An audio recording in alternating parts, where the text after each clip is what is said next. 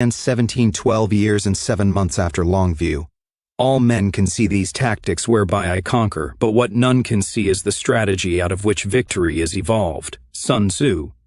State President Henry Red Morehouse arrived at Fort Lewis with his entourage on a morning in late May, ostensibly for a routine inspection tour during the day, and a formal reception in the officers' mess that night. As part of that inspection, the president disappeared indoors at the base commander's office for several hours under the watchful eye of the American surveillance satellites hundreds of miles out, during which time he was taken through an underground tunnel to a building a quarter of a mile away that was officially the base laundry, and which emitted sufficient quantities of steam every day to prove it for the benefit of the enemy watching from above. In a sub-basement beneath the laundry, Morehouse was shown to the General Staff's new command center, which had been established to meet the present emergency. When the actual invasion comes, Red, this will be too dangerous a target, and we'll have to keep you on the move, Defense Minister Carter Wingfield told the president. After each hour, tactical command will be delegated down to the individual units. You and Vice President Brennan will be in separate mobile communication centers, moving around the Republic as dictated by events, to keep you one step ahead of any airstrikes, and hopefully confuse any satellite surveillance they have left after rot fungus. But most individual decisions will have to be made by field-grade officers on the ground. There had better not be either any airstrikes or any satellite surveillance for us to worry about, Morehouse told him grimly. Both blue light and rot fungus have to work. We can't fight against our own sky. In the command center, President Morehouse met with a special planning group, as the floating mini-war cabinet and team of attached staff had been named, to receive one of his regular briefings on the constantly evolving details of Plan 17. Ever since the first year of the Northwest Republic's existence, at least once a year, the General Staff of the Northwest Defense Force had reviewed and put together an updated plan for dealing with just this contingency, a full-blown American attack against the nation in an attempt to re-enslave it. The first plan had been called Plan 1, and this was the 17th update in 12 years, hence Plan 17. In the NDF center, there were none of the fancy blinking lights, plasma screens, and electronic gadgetry that could be found in the White House Situation Room. There was just a simple room with a table and chairs, large maps on the wall, a single satellite-linked TV for monitoring CNN, a small bank of radio and computer gear, and some dedicated phone lines. General John Morgan chaired the briefing. We are now certain we have a pretty full picture of what they're planning, he told Morehouse. Our information comes from human intelligence sources, of course, including that incredible Belladonna project, but also from dozens of other agents positioned in various places in the enemy's infrastructure. Charlie Randall hasn't been sitting on his hands for the past 12 years, I can tell you. In addition to our spies, we have info from hacked enemy satellites and computers as well. First and biggest question, said Morehouse. Frank, do they know that we know for sure they're coming? If they do, if they understand that they've lost the element of surprise and there won't be any Northwest Pearl Harbor, that might cause them to move up D-Day or change their plan. As nearly as we can ascertain, no, sir, they don't know for sure that we know, said Frank Barrow, Minister of Security, through whom all the intelligence efforts of the Special Planning Group were being coordinated. Oh, they know we're skittish, and we've spotted some disinformation and concealment attempts on their part. They're assuming that we have enough sense to sniff something in the wind, but they're hoping that we won't guess the magnitude of it. As always, they're underestimating our intelligence in every sense of the word. Amazing as it seems, the government of America still seems to have the same kind of hubris that lost them the War of Independence in the first place. Jews simply can't wrap their minds around the fact that they are not smarter than everybody else. They have learned nothing and forgotten nothing. Go on, said Morehouse. John Morgan picked it up. We now can break down the enemy order of battle. As follows, Operation Strikeout begins with the massive war game called Operation Blast Furnace in eastern Montana and the Dakotas, and that's getting underway this weekend as the 82nd and 101 Stones Airborne do a lot of spectacular show jumps over Fargo and Billings, a few military parades in small prairie towns with bands and nice shiny tanks, all very out in the open. Oh no, we're not hiding anything, you get the idea. It is the most massive exercise ever conducted by the American military, comprising almost 60% of the entire United States Armed Forces, and it involves all of the land and air forces that will comprise the invasion. Even their field-grade officers, major generals and below, have been kept in ignorance of the fact that this is not a drill, and I suspect that may backfire on the Pentagon. Generals don't like being treated like children to be sent out of the room when the adults are talking. They'll feel resentful, and it's bound to show in their response. This kind of monkey shine has been something they do every couple of years as a form of rattling their saber. Basically, they get almost all their combat troops as close as they can to our frontier and cut a swagger, play a little grab-ass, pop a few shells over the border, kind of like a gorilla beating its chest. They do this either to the east of us, like this time, or else down in Colorado on the Wyoming border. They've done it 4 times prior to this, causing us to call up at least some of the first-line reserves as a precaution. Then they use their satellites to study our reaction, to see how we've positioned our men and equipment to repel an attack if it turns into the real thing. By now, they figure, we're getting a little blasé about it, and they think they can catch us off guard. They're counting on their attacking across the Canadian border to surprise us, since Canada's always been quiet. Lots of nasty rhetoric from Ottawa, but never any military provocation. Vancouver is too close, and we could do too much damage to the mansions of the wealthy Chinese expats who were some of the main supporters of Simoneau and his Liberal Party government. So in other words, the Americans actually expect us to mobilize our reserves, and they will be allowing us time to do so, asked Morehouse. That's their first mistake right there. They really have no choice, Mr. President, spoke up Colonel Garrison from Combined Military Intelligence. They know that any complete element of surprise can't be achieved, and the closer they get to D-Day, the more likely we'll be able to twig to what's up. They want to razzle-dazzle us with smoke and mirrors, and they think they can pull it off. In practical fact, in this technological age, it is simply impossible to conceal that kind of major troop movement on either side in a built-up and surveilled area like North America, without somebody in someone's intelligence analysis unit spotting it from space. They're not total idiots, and despite the hubris that their political leadership displays, they have sense enough to get that we're not completely stupid either. They have known for years that we hack into their spy satellites and use their own gear to spy on them. They're relying on misdirection rather than deception. Oh, they know we watch them through their own eyes in the sky, all right, said Frank Barrow. There has been a quiet little cyber war going on for a long time, where we try to wipe out one another's ground computers with viruses. Not the onboard computers, asked Morehouse keenly. Frank, can we get any kind of take on whether or not they know about rot fungus? I don't think so, Red, said Barrow. Nothing in the chatter we can pick up indicates they're worried about a super virus, although one can never really know what the other guy really thinks. There's always the chance that we've been bluffed and stroked, or we think we bluffed and stroked them when we haven't. That's the nature of the spying game. Our intel indicates that the Americans have considered the possibility of something like rot fungus, sure. Obviously, anytime there are computers involved, you have to worry about viruses. They periodically update the firewalls and the AV and security software for the onboard drives in space. But they're not really concerned with that, because they believe what we want to do is actually hijack the spy satellite system by reprogramming the onboard software and then use it ourselves, while denying them access to it.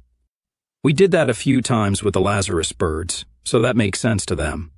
I wish to hell we could figure out more ways to do that, but they've already cracked the programs we used and secured their satellites against them.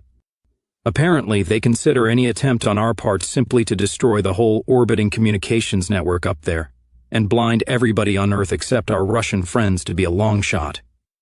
Just because they wouldn't wipe out billions of dollars worth of expensive equipment, much of it the private property of big multinational corporations, they think we won't either. Rot fungus specifically seems to be a secret still. None of the AV programs they're uploading so far appears designed for it. I once spent an hour with Dr. Joseph Cord, wherein he explained to me in great detail why rot fungus is so special, something about it not attacking the programming on the onboard drives themselves, which will be heavily firewalled and guarded, but the BIOS on all the operating devices and peripherals on the satellite. I couldn't understand a word he said.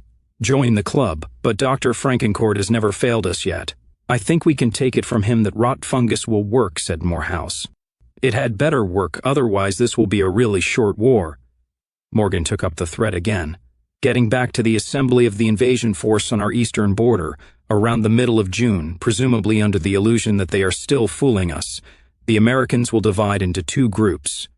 The Americans Group North will attack through Canada with something on the order of 175,000 men, including 3 Army Corps, 3 full Marine divisions, 6 armored brigades, and 3 airborne brigades they intend to use as spearheads and drop into the Republic first.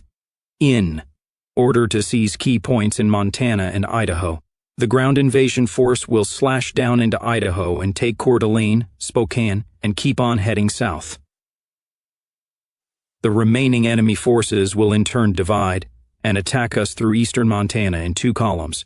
Group Center coming more or less down Old US 87, and Group South will come down Old Interstate 90, 200,000 men, divided into 5 Army Corps and including 7 armored brigades and 2 field artillery brigades. It will be what they call a Baghdad boogie, based on the original dash to Baghdad in '03 from Kuwait. Both columns will be completely mechanized, and the Pentagon has allocated 24 hours before they will be entering Butte, Helena, and Great Falls, then another 24 hours to take Missoula and Kalispell. They will turn southwest and link up with Army Group North in Boise, and then start sending columns westward to places like Bend and other places east of the Cascades. Immediately following the frontline troops will come the first elements of their Northwest Stability Force, which is what they call that FATPO-like army of occupation they've been training at Fort Bragg in order to hold down what the actual military takes. That is when the bad part will start for our civilian population on the ground. Mechanization is their key weakness, said Carter Wingfield. The Luftwaffe and our best partisan ranger units have to take out their vehicles and fuel supplies first, put the bastards on Shank's mare. Then once we've slowed them to a crawl, we begin the counterattack with our main ground forces. This is assuming our own vehicles and forces aren't plastered all over the landscape or pinned down due to the enemy's control of the air. Morgan continued grimly. In the meantime, Aslan's Fuerza del Ejército del Norte will attack from California and Nevada on a broad front, but mostly up the I-5 corridor, 400,000 men in 18 divisions. 3 of them assault guards who have been trained by the Chinese and North Koreans. Most of the Aztec army is just mestizo peons, not very well trained and armed with whatever they've been able to beg or borrow from other countries' military surplus. But those asaltos are bad news. They've not only got better training and equipment than the mestizo conscripts, but they're more ideologically and racially motivated. Complete the Reconquista, death to the gringos, viva la raza, you get the idea. The Aztecs have over 1,000 combat helicopters with Chinese crews, which will be valuable in the kind of mountainous terrain they're going to have to cover at first before they can get down onto the coastal plain or up into the high desert. They also have at least 700 tanks in various stages of obsolescence, counting U.S. Air Force and naval personnel from the Seaborne Task Force, the combined Mexican and American force which will be invading the Northwest Republic, approaches 1 million men. Even I can see there's something wompy-jawed here just by looking at the map, said Morehouse, rubbing his chin thoughtfully. They're not directing anything against Wyoming, which will be sitting there on their southern flank? Not really, sir, said Garrison. Airstrikes at military installations in Cheyenne, Casper, Sheridan, and Cody, but that's about it. It's like they've almost forgotten it exists, which I admit is easy to do. Hell, sometimes we forget Wyoming exists. What is our fully mobilized reserve military strength in Wyoming? All arms, asked the state president. With the Civil Guard, almost 200,000 men, including 4 armored and 4 field artillery regiments. By way of regulars, we've got the Preobrazhensky Regiment and the Don Cossacks at Sheridan, and the 1st Mountain Brigade at Yellowstone, and about 100 V3 seconds at Laramie and Cheyenne we can use to hit Colorado Springs and Denver. But we were going to move those up to North Bend, so we could drop them on Vancouver if need be. Continue with the relocation. No point in pissing off the folks in Colorado when their sector is quiet, and besides, they're still mostly white down there. John, did you work up those figures I asked you to last time? Yes, sir, said Morgan. On your order, as soon before D-Day as you think we can do it without tipping them off, we can have at least another 30,000 regulars down there, including a lot of our tanks, the Panzer Grenadiers and the 9th and 12th Panzer Regiments. Morehouse nodded. Good. Send warning orders to the regimental commands to get ready. We'll start sending them in, now, a battalion at a time, at night, covered freight cars.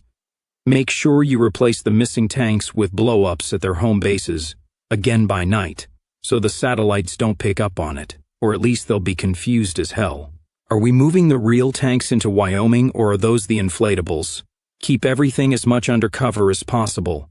Then when that American group south moves into Montana, we slice in behind them, cut them off, and hit them from the rear. Brava and Sheiskov can't see this coming? Wondered SS General Billy Jackson. Don't they teach map reading at West Point and Annapolis anymore? They think their almighty air power will prevent any major troop deployment on our part. Admiral Leach, you want to fill us in on the enemy seaborne attack? Bloody Dave Leach spoke up. At H hour, from the west, the Republic will simultaneously be hit from the air by what they call Naval Task Force Soaring Eagle, probably from a distance of around 100 miles offshore, which gives them plenty of water to see our own Navy coming, such as it is. This will be within range of our Yakont's shore batteries, so those will presumably be the first targets they aim for, possibly the very first shots fired at the Republic. To be blunt, even if we can get off all our Russian missiles from the shore, most of them may not make it, because the U.S. Navy's defense systems are designed to take out just that kind of high-tech attack. We'll have to see how it plays out. Soaring Eagle consists of 5 carriers, 2 missile subs, 8 frigates, and 21 destroyers. They will be convoyed together and a direct attack on them, which is our only option once we VE fired the Yakonts, will result in massive naval casualties on our side no matter what the outcome. They are also armed with HELS, high-energy laser weapons, designed specifically to combat small attacking surface craft, so they know what to expect. We haven't been able to come up with any plan other than a flat-out full attack with everything we've got, concentrating on the carriers. We have to stop those bombers, and we can't rely on blue light to do it.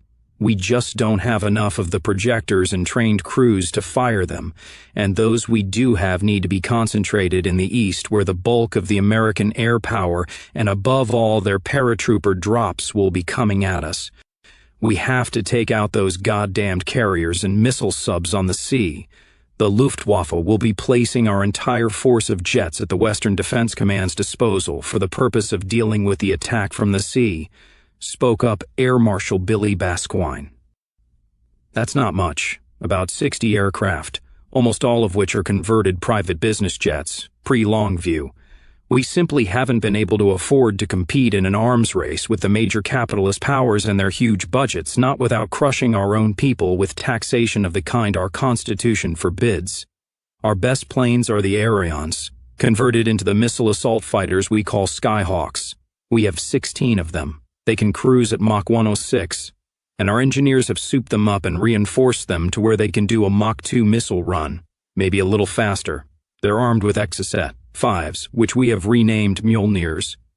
The problem is that any attack on that fleet is going to run into a concentrated mass of firepower from computer-controlled chain guns, surface-to-air missiles, and laser weapons.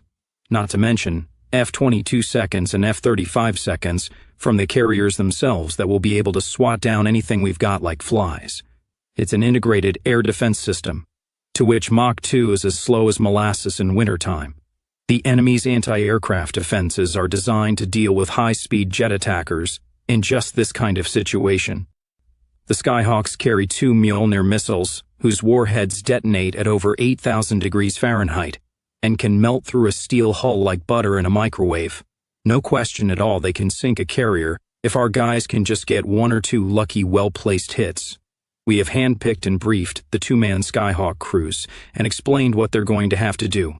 They are all young men, mostly unmarried, mostly National Socialist. They know most of them won't be returning to base, and they're up for it. The plan is to concentrate the Skyhawks on one carrier, most likely one of the 2 big ones, the Kitty Hawk or the JFK-2, and then they all make their missile runs at once, from 3 different angles, and try to overwhelm the ship's defenses in one mass attack. I think we can guarantee that at least one carrier will go down that way, Mr. President. Beyond that, it's in the lap of the gods. Our other jets will attack at the same time, of course, but they're converted Lears and Airbuses, and frankly they probably won't be able to accomplish much except to run interference and draw fire away from the Skyhawks. Okay, let's look on the bright side. Maybe they can sink a couple of frigates. But we're going to lose most of them. May Hunter Wallace burn in hell. We decided against an attempt to use our propeller-driven planes, asked Morehouse. Basquine shook his head. This isn't Midway in 1942, sir. Our pilots are all willing and fully committed to defending the Republic, giving up their lives if they have to, but I simply can't order that kind of pointless suicide attack. We will need the Songbirds and Starfighters and all our combat choppers on the eastern and southern fronts dealing with the ground invasion, who expect to meet no resistance at all, apparently, said Morehouse. Barrow said, "Oh, they figure we'll resist. But since our forces are almost completely infantry, they think they will simply brush us aside, and then we'll run off into the woods and take up the guerrilla insurgency again where we left off, like we've always threatened. Like the Iraqis did in '03. Apparently the Pentagon is good with that. Hunter Wallace is looking for a quick morale victory so he can get that third-term resolution through Congress and get his weak little ass re-elected as the fearless leader who reunified America. Their strategy is to seize control of the Republic's population and infrastructure centers, if the bombing leaves us any," said Wingfield. "They know that we simply do not have the kind of high technology and heavy armored weaponry that they have. Our individual soldiers usually don't even wear personal body armor except in a few special units. We can't afford it. They actually aren't worried about conquering the Republic. It's always been one of their givens that they could do that anytime they want. It's something everybody has always assumed, including us during the first few years of our existence. The reason they haven't done so up until now is that we've successfully used their fear of the one thing that America cannot sustain and which always defeats them, a long-term, low-level, and low-tech guerrilla campaign in hostile country by people who don't want it to be occupied by nigger and beaner soldiers. They're more concerned with getting Operation Chainlink's Army of Occupation properly trained at Fort Bragg and getting them up here and lording it over us so as to look good and have Amy Lieberman reporting live from Seattle again on CNN, that kind of crap. Apparently, Wallace has now decided that a long and low-level guerrilla war is preferable to the humiliation of a white nation in North America that consistently shows up the mighty United States in every sphere of human endeavor. In a way, he may be right. Now that America no longer has the immense overseas military commitment it had during the War of Independence, maintaining the Northwest in a state of subjection is a lot more financially feasible. "Any idea at all on H-hour?" asked Morehouse. "Brava wants 0600 hours on June 21st, and his people are using that as their presumed H-hour, but Wallace still won't give the final okay," said Frank Barrow. "So what can we throw against these bastards?" asked Morehouse. "Almost 5 million men and women under arms, including our regulars, who are the best trained and most highly motivated individual soldiers in the world, enough to kick their asses, if we can accomplish 3 things in the first couple of days," said Morgan. "First, we have to blind the sons of bitches. We have to take out their eyes in the sky with rot fungus. Then we have to take out their air power with blue light. Finally, we have to take out the bulk of the motorized transport in all 4 invading columns with Songbirds, Starfighters, 75 seconds and 88 seconds any way we can, and make the bastards slog in here on foot. Take away their toys and the shields they hide behind. Make them get down and dirty man-to-man and hand-to-hand with armed and angry white men, especially the Mexicans coming from the south. Get them all tangled and strung out along those mountain roads and along the Pacific Coast Highway, where we can set an ambush around every bend and in every valley. What we have to bear in mind is that this force they're sending against us comprises virtually the entire effective combat strength of the United States military," said Wingfield. "We will oppose them with approximately 400,000 regular soldiers of the NDF, including 12 SS regiments and 3 divisions, who in my opinion are literally equivalent to 10 times their number of any Americans you care to name, and who will be kept back as a mobile reserve and thrown in wherever it gets the hottest. Add to that around 50,000 Kriegsmarine and Luftwaffe personnel, 40,000 civil guards, and a little over 4.5 million reservists of all types, including ancillary formations such as the Young Pioneers and the Category B Special Reserve of Men, from age 50 on up. It will be their small corps of heavily armed and technologically supported professionals versus an entire white nation in arms. The microchip against the human spirit. A battle that has been a long time coming. World War III versus World War I, as someone once put it, said Barrow sourly. We outnumber them like hell, and they're counting on their high-tech gadgetry to slaughter us like jackrabbits. You got it, said Wingfield. These people are throwing professional mercenaries against an entire nation, and if it's any consolation, it would appear that they are shooting their whole wad on this attack. If we can defeat and disable the American forces invading us, they have virtually no combat reserves to back them up, or to resist Plan 17's counterattacks into California and Canada. There are well over 1 million people in the U.S. Army and Marine Corps alone, but only a few of them have anything to do with actual fighting. The American military was always top-heavy with support personnel. It still requires something like 70 people behind the lines in various capacities to keep one combat soldier in the field.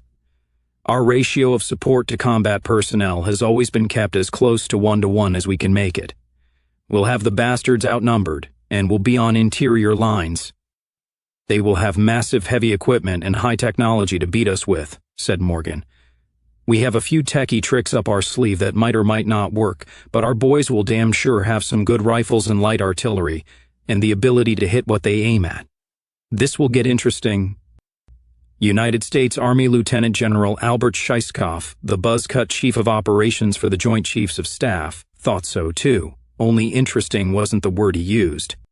This is going to be a clusterfuck, he bluntly told Admiral Hector Brava in a closed-door meeting of the top brass in Brava's Pentagon office.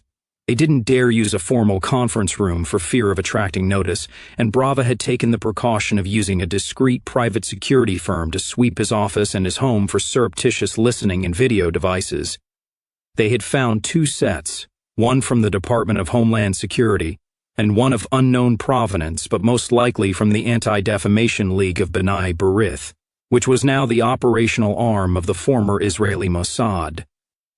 We are underestimating the enemy, and we are approaching this whole operation in a sloppy and unprofessional manner, Scheiskopf went on. I have repeatedly pointed out that we will be outnumbered almost 5-to-1, and the doughboy babbles on about how we were outnumbered in Iraq and Iran and Afghanistan as well, so forth and so on. Wars we eventually lost, pointed out Brava sourly. You try to tell the doughboy that, said Air Force Lieutenant General Norwood Bellows. I can understand him not knowing any history, most Americans don't. But Iraq and Afghanistan and Iran aren't Valley Forge. They happened when he was a congressman, for fuck's sake. We know they have some kind of special anti-aircraft weapon they're planning on using against our pilots. But nobody can get any take on what the hell it is, unless you believe that ridiculous night woman's babble about alien ray guns. We presume this blue light thing is something similar to our own high-energy laser weapons, in which case we could be in for some trouble. But we haven't been able to mount any effective intelligence effort inside the Republic for— Wait, can I say Republic in here without getting court-martialed? He interposed bitterly. I think you're safe, said Brava. I think you're safe. I think my guys got all the bugs out of here, and nobody has come nosing around trying to plant more yet.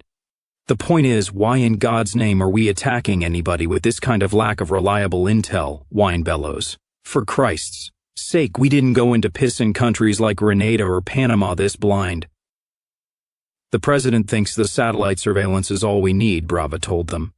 Sure, it's impressive. We can watch what goes on anywhere in the NAR like we were looking over our back fence, when it's daytime and when there's no cloud cover and when we know where to look to see something interesting and when we have halfway intelligent analysts to figure out what we're looking at.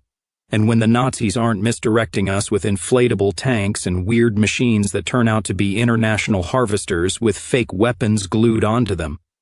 They're not all Nazis, said Selkirk. I know that, and you know that, but our political bosses don't seem to know or care, said Brava. We don't even really know the people we're going to be fighting, and that's incredibly dumb, believing one's own propaganda. We know that some of the tanks and aircraft we see are blown up inflatable dummies. We know that some of the troop movements we see are the same guys marching in and out and here and there just to confuse us. Hell, those tricks are as old as Quaker guns and Jeb Magruder marching his men around the mountain. The president doesn't understand that we need actual human intelligence on the ground so that we know what the hell we're looking at and why. The CIA is useless. It's run by we all know who it's run by.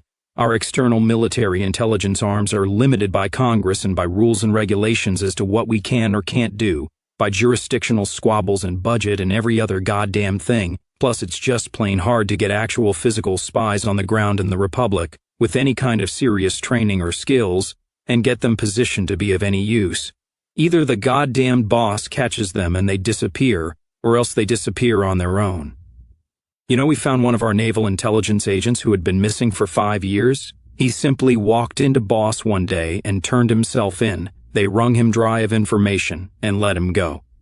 He's living in Tillamook, Oregon, now, working on a fishing boat. He's married and has a couple of kids. By definition, anyone we use has to be white. And white men seem to be subject to, well, temptation.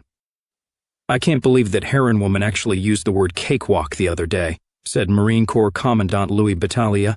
These are the same men who defeated and killed Delmar Partman and 8,000 United States Marines, only now they have a properly trained professional military of over 5 million. What fucking planet are those people in the White House living on? I find it difficult to believe that the Northmen are going to shoot down all our aircraft with alien death rays, never mind Kenesha Knight's demented ramblings, said Sheiskov. If this blue light thing is some kind of hell they have been able to convert to anti-aircraft use, although we could never do it, then yes, we may lose some planes and missiles, but they won't be able to take down enough to affect the actual turn of events. The first 48 hours of shock and awe from the air will make it impossible for them to resist the occupation of the Northwest. We occupy the main population centers and bring in the stability force to gradually return American authority, American courts, and the rule of law to the rural areas, and then finally get them back on the dollar and paying 12 years' worth of back taxes, which will go a long way to solving the country's financial problems. But that's the simple part. We could have done that 3 months after that disgraceful Longview sellout, and we should have. But as things are, we're going to be dealing with millions of people who have gotten used to going walkies whenever and wherever the hell they want, without the leash. And they have to be reconditioned in their minds to civilized thought and behavior. There will be resistance for years, and it will probably be a generation before it's really safe for an African American or a Hispanic American or a gay or lesbian American to live in Seattle or Spokane. Again, I'm not convinced at all. 5 million of those armed racists are going to simply throw down their weapons and cower in holes while the bombs fall, said Battaglia. These aren't Iraqis or Muslim peasants in Bumfuckistan who have never seen a flush toilet. These are Americans, goddammit. Most of them, anyway. Run down what we know of their probable defense strategy again, Al? Asked Brava. They don't use divisions like we do, except in the Special Service, the SS, which is their elite spearhead force, Sheiskov told them. The basic fighting unit of the NDF ground forces is the regiment, consisting of 3 regular battalions that number around 700 men each. In time of war, as many as 10 extra battalions of reservists will bring an infantry regiment to full combat strength, which can be as high as 9,000 men. Each battalion in turn has 6 companies, 4 infantry companies, 1 support company of quartermasters and medics and technicians, and 1 heavy weapons company. The heavy weapons company usually consists of light artillery in the form of 75mm or 88mm anti-tank and anti-personnel guns, vehicle-mounted recoilless rifles and twin, and a few armored assault vehicles, so every battalion packs a heavier punch than just small arms, in addition to which, batteries of an actual artillery battalion can be attached to line battalions in the field, as can any other damned thing like these death rays, if they exist. Those 88mm self-propelled guns are going to give us problems, especially our armor. They're based on the German World War II version, but everything about them has been updated and modernized. They have an accurate range of over 8 miles in a war that will be fought over a lot of open country, and their Super Semtex shells can disable even our heaviest tanks. An NDF infantry battalion is organized, trained, and used tactically as a self-contained and self-sustaining unit, Sheiskov continued. In essence, when we go across that border, we aren't going to be facing 2 or 3 enemy armies. We will be facing hundreds of small armies of between 700 and 1,000 men each, all capable of acting independently, striking independently, or else coordinating with other units, striking and then dispersing. We will have the same problem on land that the Navy will have with Task Force Soaring Eagle and all those little torpedo boats and whatnot the Northmen have invested in. We'll be the biggest and meanest motherfuckers in the Valley of Death, but we'll be facing not a handful sharks but a school of piranhas. The terrain will favor them. Lots of room for maneuver on the plains and lots of ravines and forests and valleys for ambushes in the mountain country. Not to mention the fact that the Northmen have spent over a decade training those very units we'll be going up against all over. That very terrain, so they'll have home ground advantage. We will win, Hector. Our satellites will tell us every move they make, and our air power will ensure that they have nothing left to fight with or for. I don't believe in alien death rays, and there's no way they can shoot down B-52 seconds at 30,000 feet with souped-up civvy prop jobs. But it's not going to be a cakewalk. It's going to be a long and drawn-out bloody mess. We are going to lose a lot of people, and it will go on until the Stability Force can get most of the racists dead and corral the rest, ship them out and disperse them. Then we can bring in loyal and diverse American communities to resettle the Northwest. You know that the unofficial word is that there won't be many civvies left to ship out? Asked Brava. Shaiskov shrugged. You can't make an omelet without breaking eggs. You rebel against the United States of America, the greatest country in the world, then you pay the price. I just don't like the price we're going to be paying because our commander-in-chief, well, you know. We know, said Brava with a sigh. When he wasn't handling Georgia for Operation Belladonna, Richie from Chicago spent the month of May doing his day job as a buttlegger and beeflegger in the District of Columbia Green Zone. Even in this comparatively safe and prosperous environment, what he saw made him sick and confirmed that everything he remembered from the old American days in Montana and everything he had learned in school about the Revolution and the reasons for it was true.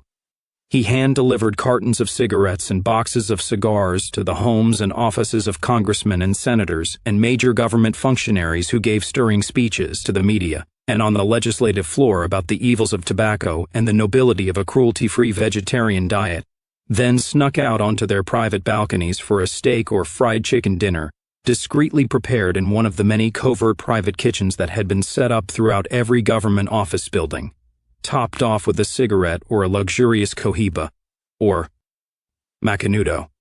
Bob had no objection to tobacco, although he chose not to smoke himself because of the real health risks, and he considered the ban on meat to be simply one more bit of madness in a society that had clearly gone insane. But the level of sheer hypocrisy in America stunned him.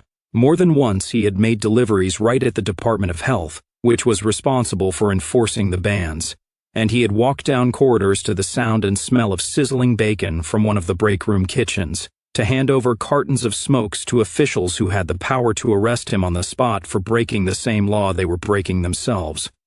It was bizarre.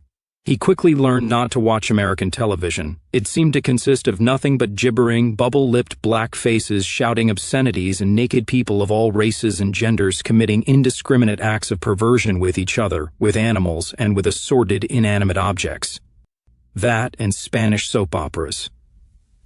Occasionally he watched one of the so-called news broadcasts, which consisted of slavish adulatory puff pieces about President Hunter Wallace and certain selected political celebrities of the one nation indivisible persuasion, as well as alleged news stories that Bob knew full well to be either false, misleading, or pure fantasy. News stopped being news here a long time ago, Cardinale explained to him. It's just another form of entertainment. Bob did occasionally watch what purported to be news stories and documentaries about the Northwest Republic. He was tempted simply to laugh, but it really wasn't funny, because he came to understand that most people actually believed this drivel, or if they didn't, then they didn't dare to say so. Apparently people in the Northwest were all either A, starving and on the brink of revolting against the party because of the economic sanctions, or B, dying of heart attacks and hardened arteries from gorging on Montana beef, Washington chicken, and Oregon dairy products. He learned to his amazement that the Republic had forbidden anyone to use white plastic garbage bags because it showed disrespect for the white master race, and they were required to use black. In real life, no one in the Republic used plastic garbage bags at all, of any color, because they were wasteful, and there were better uses for the country's polyethylene manufacturing capabilities. Organic waste was collected. For fertilizer in the notorious honey wagons of Northwest Song and Humor, while beverage containers were of glass, steel, and aluminum and were recycled. Bob learned from American TV that the Bureau of State Security was the great bugaboo in the Northwest, an all-powerful and all-seeing secret police who were licensed to kill, who tyrannized folks and arrested them for listening to a song by a black artist on their computer, so forth and so on. Bob knew damned well that was a lie, because he was a guard himself back home, and as a member of the CID detective force, he had occasionally worked with Boss. There were around 100 Boss agents throughout the entire Northwest Republic. The Boss office in Missoula consisted of a man in older middle age, Major Leonard Painting, and 4 agents who covered the eastern part of the NAR in Montana, and occasionally lent a hand down in Wyoming when necessary. Painting seemed more interested in fly fishing and building carpentry items in his garage workshop. He had made an actual cradle for Bob 3, which Ida had inherited when she came along. He almost never wore the plain black Boss uniform without insignia, except on formal occasions like October 22nd and April the 20th.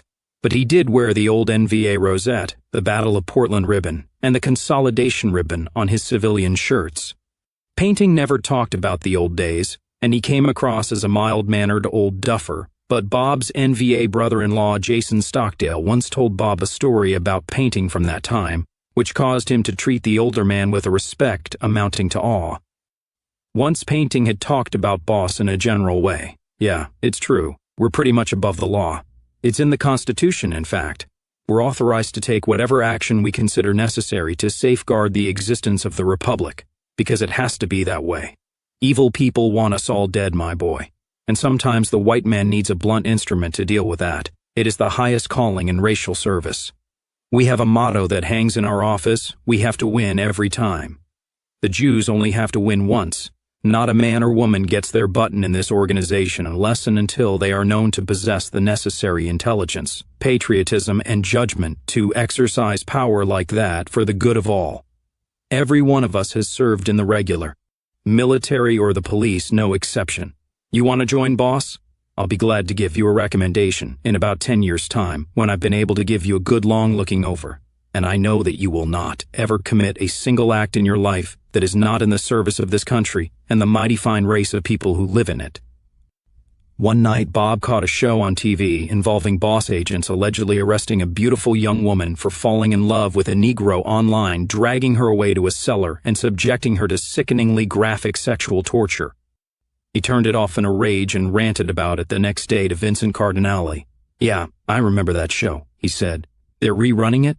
"On the drama channel," said Bob. "I'm surprised. I thought they got the message." "What?" asked Bob. "They did that shit in secret," Cardinale told him. "All of the credits at the end were phony names, but we found out who they were. The scriptwriter and the producer were Jews, big surprise, and the director was some fag. They did it out of New York, again big surprise. Our station up there tracked them down and cacked the kikes, threw one of them out of a 30-story window and shot the second one in an underground parking garage in Tribeca. They broke into the faggot's apartment, cut his balls off, and FedExed them to the network's producer. I'll let our guys up there know some idiot at Drama Channel reran it. Betcha they don't do it again." Bob met with Georgia at least once a week in the Zombie Master's office to debrief her during her alleged therapy sessions, and in a sense, they were indeed therapeutic, although not for Bob so much. What Wallace was doing to her made Bob want to scream out loud and rip Wallace's face off with his bare hands, but what chilled him was the way Georgia seemed simply to accept it as a kind of sexual variety. He found it best to steer clear of the whole subject whenever possible. He and the master concentrated on gently pumping Georgia, going over every minute of her days in the White House and getting from her everything and everyone she saw, heard, overheard, or simply sensed as a vibe. The mine of information that could be obtained purely from someone wandering around the corridors of power was incredible. Within several sessions, the WPB knew who on the Joint Chiefs of Staff was in charge of what aspects of Operation Strikeout, how many he and biowar missiles each submarine was packing, 24 each, half-targetable cruises and half-biological warheads, and at least half of the specific Army and Marine combat brigades that would be used in groups north, center, and south. They learned that the Americans had heard rumors of blue light, but that Kenesha Knight's alien obsession had turned the whole subject into something of a joke, and there was a tendency to write the whole subject off as a canard. Georgia could not pick up anything that indicated any concern as to the vulnerability of the American spy satellite network, and the special planning group in Olympia took comfort in the fact. More importantly, they learned that Vice President Hugh Jenner and Admiral Hector Brava were not fully on board with the whole invasion, or at least its details, and they were regarded as Eeyores, to the extent that Wallace was seriously considering relieving Brava of his post and dropping Jenner from the Oni ticket at the convention. Most importantly, at the end of one session, Georgia passed on something she had overheard from one of the stalls in the West Wing ladies' room, when Angela Herron had stepped in to take a call from someone, and had referred to something called the apocalypse option. "What's that?" asked Bob. Georgia frowned. "Bob, I'm not sure, but I think it's a plan they have to use nuclear weapons against the Republic if things start going bad for the United States once the war begins." "Holy Christ," muttered the zombie master under his breath. "Georgia, what exactly did the Herron woman say? And do you have any idea who she was talking to?" Bob asked her urgently. "No idea, but she lapsed into some funny language at times. Not Yiddish. I know the sound of Yiddish. Marvin babbles in it to his Jewish friends. Never heard it before, something with a lot of hisses and throaty noises, like she was trying to hock a loogie." "Hebrew," said the master grimly. "Herron is really Hernstein, and she was born and raised in Israel, so she was speaking to another Israeli. Maybe even her real boss." "Georgia, what did she say in English?" prodded Bob gently. "Every word, as exactly as you can remember." "Okay, I think I can give it to you pretty much verbatim," Georgia responded. She said, "I've tried to get him to kick off with apocalypse, not just hold it in reserve for a worst-case scenario so we can kill millions of the Jew-hating schmucks right off the bat, but he's concerned the radiation will mess up Vancouver and get the Canucks all pissed off, plus he's worried it will freak out the Goyim and fuck up his re-election." "Yes, I've told him that. We control the voting machines, and it doesn't matter what the hell the Goyim really vote like, but he's worried about his legacy, that kind of dreck. I tried to get him on board with the expense aspect, told him it will cost too much and bankrupt the country to ship all the millions of racists to Antarctica, because we'll have to at least make some show of building them shelters and feed them something, shit like that, and since we're sending them there to die anyway, why not just fry their pig-eating asses and have done with it? But he keeps trying to play political angles. He's agreed to keep the apocalypse card up his sleeve in case these stupid Pentagon schmendricks can't beat a few racist Davy Crockett's and their squirrel guns. I'll keep on pushing it. Most of it was in Hebrew, or whatever the language was. Oh yeah, I remember one phrase she used when she hung up. Em Yisrael Chai, said the zombie master. It means Israel must live. God damn them. Georgia, I know I promised that we wouldn't ask you to fish for specific information because it's so dangerous, Bob told her carefully. But surely you must realize how important it is that we learn everything we can about this so-called apocalypse option. I won't ask you to put yourself at risk. Just keep your eyes and ears extra wide open. We've got 10 minutes left, Georgia, said the zombie master kindly. I suppose I'd better use it to do what the government is paying me $1,200 an hour for. How are you holding up? I'm scared all the time, she admitted. I wish I could see you more, Bobby. I wish I could too, Peanut, but you're under Secret Service surveillance, he told her. If I do more than drop off your smokes occasionally, they're going to wonder about me and start digging around. Keeping off the booze and the weed? The shrink asked her. Yeah, although it's hard. I'm spending more time over at Mom's house. The nanny is a nice lady from Guatemala, and she lets me play with Allura. I know I have to do this for her so she can go home and she won't turn into someone like me. That has to happen. Bobby, remember what you said about the old NVA asking for 24 hours when a volunteer was caught, before he or she broke under torture? I've thought about it, and I think I can do it for Allura. Promise me, Bobby, if I get caught, you'll use that 24 hours to get Allura away from there and take her home to Montana. It's too late for me, but not for her. Promise me, Bobby. It's not too late for you, and you'll both go home, said Bob firmly. Yeah, and we'll live happily ever after. You will, he said with a nod. Bobby, that's the nicest piece of pure bullshit anybody ever said to me. You're sweet. She gave him a kiss on the cheek. I mean it. Promise me. Allura goes home no matter what. I promise, he told